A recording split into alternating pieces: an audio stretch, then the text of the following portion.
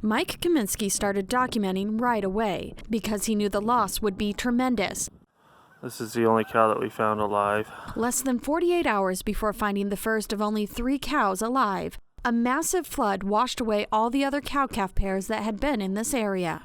What used to be a lush, dry, and perfect place for cow-calf pairs is now a wasteland of sand and tree trunks. Probably the most humbling thing is knowing that you had absolutely no power to do what you wanted to do. You couldn't come out and save them. In the middle of calving season, this was the pen where Mike would put the new mothers after giving birth.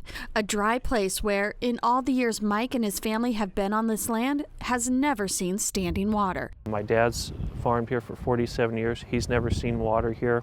You know, if we'd ever seen water here, you know, we would not have exposed our animals to it.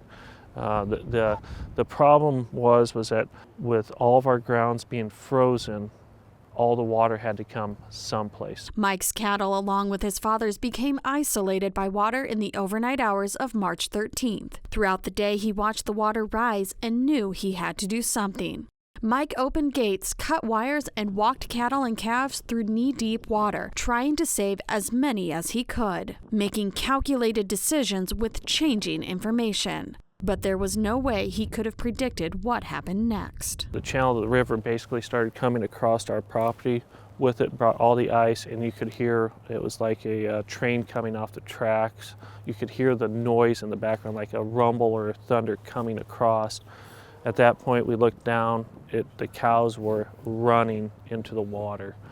I've never heard cows beller like that. It wasn't a normal sound. It was a panic that they were in. It was absolutely heart-wrenching to see it happen. I think most people that have cattle, they kind of consider them an extension of their family.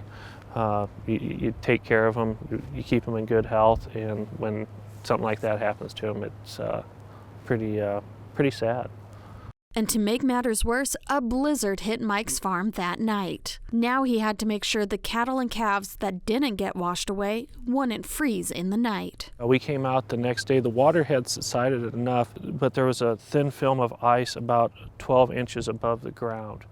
So when we came down initially, we did not see anything, no dead animals. 2 days later, the ice melted, and then we came in and started finding animals that were laying underneath that ice. Some things you wish you weren't able to see or find, that's one of them. Although it is difficult for Mike to bear, he says in the grand scheme of everything, it was good he did find some of the dead livestock and has been able to document what happened. The storm created another continuing hazard, mud, and with fencing washed away, limited space to pen cattle who are having babies. Mike and his family are monitoring them around the clock, quick to pick up new calves out of the mud and move them to dry areas. And the driest area he has was underwater just days earlier. We brought the vet down to see the animals that had perished. He was walking by our lots. We were bedding lots down twice a day to keep calves dry. And he said, "Mike, get your cattle back down there. You're working on a second disaster."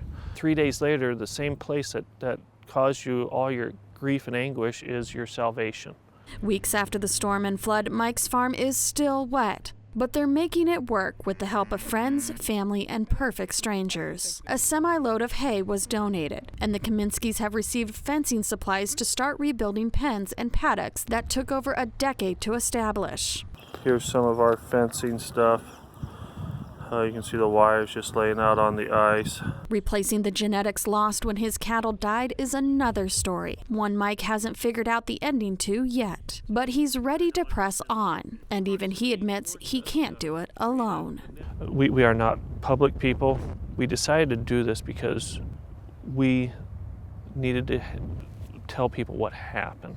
I know that everybody else in the state of Nebraska is struggling with something.